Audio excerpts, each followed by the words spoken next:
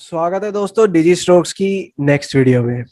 आज की इस वीडियो में हम बात करेंगे कि एफिनिटी फोटो में आप कैसे सिलेक्शंस कर सकते हैं बहुत अच्छे से। तो आज हम कुछ टूल्स डिस्कस करेंगे। जैसे कि लेफ्ट साइड में आप देख सकते हैं जो हमारा टूल सेलेक्टेड है अभी, उसे हम बोलते हैं सिलेक्शन ब्रश टूल। इसके नीचे है फ्लड सेलेक्ट टूल और इसके नीचे राइट क्लिक अगर मैं करता हूं तो ये कुछ टूल्स हमारे सामने आते हैं, जैसे कि rectangular marquee tool, elliptical marquee tool, column marquee tool, row marquee tool और फ्री हैंड सिलेक्शन टूल। ये कुछ टूल्स हैं जिनको हम बोलते हैं ज्योमेट्रिक सिलेक्शन टूल्स। तो आज हम बात करेंगे कि कैसे हम इनका यूज करके प्रॉपर सिलेक्शंस कर सकते हैं। तो दोस्तों, अगर तुमने हमारे चैनल को सब्सक्राइब नहीं किया है तो प्लीज हमारे चैनल को सब्सक्राइब कर दीजिए, हमारी वीडियोस को लाइक कर दीजिए। आपकी मोटिवेशन ऐसे ही रहेगी तो हम और भी बढ़िया बढ़िया वीडियोस लाते रहेंगे। तो चलिए स्टार्ट करते हैं। सबसे पहले हम हमारे रेक्टेंगुलर मार्की टूल के साथ देखिए क्या होता है। अगर मैं इस एरिया में क्लिक करता हूं, और याद रखिएगा मैंने अभी अपना माउस छोड़ा नहीं है क्योंकि मैं ड्रैग कर रहा हूं इस रेक्टेंगुलर को। जैसे ही आप छोड़ देंगे अपना माउस तो ये रेक्टेंगल वहीं पर स्टेबल हो जाएगा। मैं इसको पूरा यहां तक ले जाता हूं और अब छोड़ देता हूं। तो ये जो मूवमेंट आप होती हुई देख रहे हैं स्क्रीन पे, इसे हम क्या बोलते हैं? इसे हम बोलते हैं मार्चिंग एंड्स। ये दिखाते हैं वो एरिया जो कि हमारा सिलेक्टेड है। आप चाहो तो इस पर्टिकुलर एरिया को रिमूव कर सकते हो, आप चाहो तो इसमें कलर चेंज कर सकते हो, कैसे भी आप अपने सिलेक्शंस के साथ खेल सकते हो। अब बात आती है कि क्या हम इस सिलेक्शन को उठा के यहां से यहां मूव कर सकते हैं या नहीं कर सकते। पहली चीज, मूव आप कर सकते हैं, लेकिन आपको कुछ चीज ध्यान देनी पड़ेगी। जैसे अभी हमारा सिलेक्शन टूल ही सिलेक्टेड है, तो अगर मैं इसको उठाऊंगा तो ये सिलेक्शन हमारी मूव हो जाएगी। लेकिन अगर इसकी जगह मेरा मूव टूल सिलेक्टेड होता और मैं इस सिलेक्शन को उठाने की कोशिश करता, आपने देखा अभी ये सिलेक्शन मूव नहीं हुई, अभी हमारी इमेज उठने लग गई। ऐसा क्यों हुआ? क्योंकि हमारी लेयर दूसरी सिलेक्टेड है जिस पे हम काम कर रहे हैं। अगर मैंने अपनी बैकग्राउंड लेयर ही सिलेक्ट की होती जिस पे मैंने सिलेक्शन की है, तो देखिए क्या होता। ये यहां से इसने हमारे पेंसिल को ही उठा लिया, लेकिन आपको दिख रहा होगा कि यहाँ पर तो पेंसिल इंटैक्ट है। ऐसा इसलिए है कि इसके नीचे एक बैकग्राउंड लेयर भी है। अगर मैं इसे हाइड कर देता हूं तो देखिए इस इमेज का पोर्शन ही कट हो गया। तो कभी भी मूव टूल सेलेक्ट करके सिलेक्शन मूव नहीं करनी हमने। अब हम कंट्रोल जेड दबाएंगे, वापस से सब कुछ वापस लाएंगे। अब हम आपको बताएंगे कि कैसे आप इलिप्टिकल मार्की टूल को यूज करके एक प्रॉपर सर्कुलर सिलेक्शन बना सकते हैं। अभी देखिए क्या होगा। अगर मैं इलिप्टिकल मार्की टूल यूज करता हूं, मैं किसी भी तरह का ओवल, इलिप्टिकल शेप इसे दे सकता हूं, लेकिन मुझे चाहिए प्रॉपर सर्कल। तो उसके लिए मुझे क्या करना पड़ेगा? मुझे शिफ्ट दबाना पड़ेगा। अगर मैं शिफ्ट दबाता हूं तो देखा कैसे इंस्टेंट में ये सर्कल बन गया। अब मैं इसे कैसे भी साइज में बड़ा या छोटा कर सकता हूं, ये रहेगा सर्कल के रेशियो में ही। अब मैं अपना माउस छोड़ता हूं और हमारा सर्कल इंटैक्ट रहेगा। और क्योंकि हमारा सिलेक्शन टूल सिलेक्टेड है तो मैं इसको आराम से मूव कर कर अपने सर्कुलर पोर्शन पर ला सकता हूं। ये था हमारे ज्योमेट्रिक सिलेक्शन टूल। इसी तरह से हमारा कॉलम मार्की टूल और रो मार्की टूल यूज होगा। अब फ्री हैंड सिलेक्शन टूल क्या है दोस्तों? फ्री हैंड सिलेक्शन टूल तब होता है जब आपको कोई पर्टिकुलर रेशियो में सिलेक्शन नहीं चाहिए, आपको अपने हिसाब से सिलेक्शन करनी है।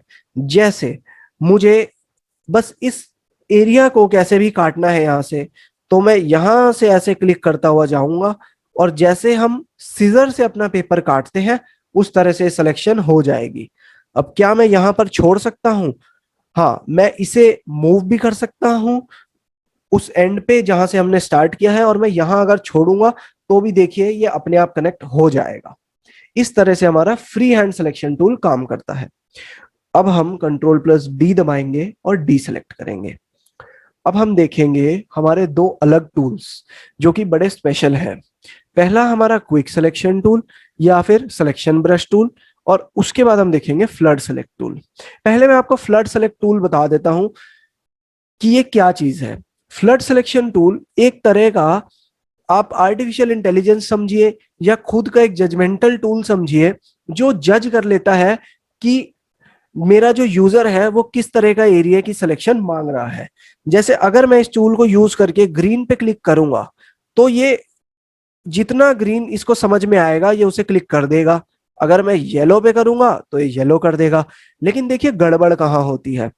अगर मैं इस ब्लैंक कैनवस पे क्लिक करता हूं तो मैं यही चाह रहा हूं कि ये सिर्फ कैनवस को सिलेक्ट करे, बाकी चीजों को ना करे। बट देखिए क्या होता है, जैसे ही मैं यहाँ पे क्लिक करूंगा ये और भी बहुत चीजों को कंसिडरेशन में ले लेता है, लेकिन हमें ऐसा नहीं चाहिए। इसलिए मैं रिकमेंड नहीं करता कि आप इस टूल को यूज करो। इस टूल को फोटोशॉप में मैजिक वॉन्ड टूल भी कहा जाता है। अब मैं कंट्रोल प्लस डी दबाऊंगा और डी सिलेक्ट करूंगा। अब हम आएंगे क्विक सिलेक्शन टूल पे।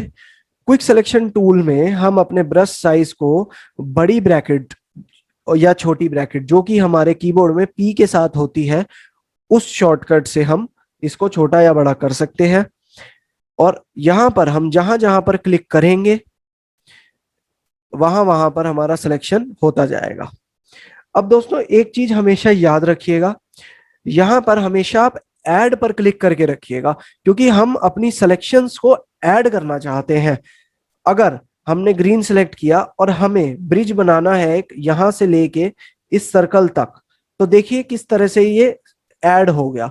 लेकिन अगर मुझे सब्ट्रैक्ट करना है, मैं ये बीच का पोर्शन नहीं चाहता इनके बीच में आए, सिर्फ सर्कल सेलेक्ट रहे, तो मैं सिंपली ऐसे बीच में से ड्रैग करूंगा और ये सिलेक्शंस वापस चले जाएंगे। तो ये होता है ऐड और सब्ट्रैक्ट से। यही फर्क है क्विक सिलेक्शन टूल और हमारे फ्लड सिलेक्शन टूल में। हमारा जो सिलेक्शन ब्रश वाला टूल है या क्विक सिलेक्शन टूल है उसमें आप जब क्लिक करते हैं तो वो एक तरह के पेंट ब्रश की तरह काम करता है, जैसे कि आप पेंटिंग कर रहे हैं इस तरह से, ना कि फ्लड की तरह कि आपने एक क्लिक किया और उसने सब सिलेक्ट कर लिया। वो हमारे काम नहीं आता। तो अब हम आपको इस सिलेक्शंस का फायदा दिखाएंगे कैसे होता है। एक बारी हम इसे डी सेलेक्ट करेंगे, वापस कंट्रोल प्लस डी दबा के। अब हम आपको ऊपर की कुछ इमेजेस दिखाते हैं। जैसे ये एक स्काई की इमेज है और ये हमारी एक बिल्डिंग की इमेज है। अब ये जो इमेजेस हैं हमारी, ये हमने यूज करी है pexels.com से, क्योंकि वहां से हमें बहुत हाई क्वालिटी इमेजेस मिलती है। अब हमें इस स्काई को रिप्लेस करना है हमारी दूसरी वाली स्काई की इमेज से। तो हम क्या टेक्निक फॉलो करेंगे, हम बेसिकली इस पूरी बिल्डिंग को सेलेक्ट करेंगे और लेयर मास्किंग करेंगे। लेयर मास्किंग में क्या होता है दोस्तों, जब आप लेयर बनाते हो जो सिलेक्शन आपका होता है वो एज इट इज रहता है, जो एरिया सिलेक्टेड नहीं होता वो हट जाता है। लेकिन हट के होता क्या है, हटने से जो आपके इमेज के नीचे वाली लेयर होती है वो दिखने लग जाती है। अभी हम आपको दिखाएंगे कैसे। पहले तो आप क्विक सिलेक्शन टूल से अपनी बिल्डिंग को सेलेक्ट कर लीजिए अच्छे से इस तरह से। ये अभी हम आपको थोड़ा सा फास्ट फास्ट करके दिखा रहे हैं। हमने कुछ रफ सिलेक्शंस जो है अभी कर ली हैं हमारी बिल्डिंग की, ट्रीज की नीचे, क्योंकि हमें ये सब कुछ जो है रखना है। अभी मैं एक सिलेक्शन लोड करूंगा जिसमें मैंने पहले से ही ये बिल्डिंग सेलेक्ट कर रखी है। उसके लिए मैं सेलेक्ट मेन्यू में जाऊंगा, लोड सिलेक्शन में जाऊंगा और हमारे स्काई सिलेक्शन जो हमने करी है उसको लोड कर लूंगा। अब आप देख सकते हैं कि हमारी पूरी बिल्डिंग, ट्रीज, एंटीना, हमारा सब कुछ सिलेक्टेड है। अब मैं राइट साइड में आपको ये मास्क लेयर दिख रहा होगा, जैसे ही मैं इस पे क्लिक करता हूं तो देखिए क्या हुआ, हमारी बिल्डिंग इंटैक्ट रहेगी, स्काई रिमूव हो गया और नीचे जो स्काई की लेयर थी वो वाला स्काई हमारा आ गया। मैं कंट्रोल डी दबाऊंगा ताकि आपको इमेज और अच्छे से दिखे। अब देखिए मास्क को भी समझिए दोस्तों क्या होता है। हमारी बिल्डिंग आपको अगर दिख रही होगी यहाँ पे तो ये व्हाइट है, स्काई का जो पोर्शन है ये ब्लैक हो चुका है। तो इससे हमें क्या समझ में आता है कि कुछ भी अगर मास्क में आपको ऐड करना है तो आप व्हाइट उसको कलर करेंगे, अगर आपको ब्लैक करना है, डिलीट करना है, तो आप उसे ब्लैक करेंगे। ये थी दोस्तों हमारी सिलेक्शंस की वीडियोस। आशा करते हैं आपको ये वीडियो अच्छी लगी होगी। हमारे चैनल को प्लीज सब्सक्राइब कीजिए, हमारी वीडियोस को लाइक कीजिए, कमेंट कीजिए, शेयर कीजिए और हमें बताइए कि आप और क्या देखना चाहते हैं हमारे चैनल पे।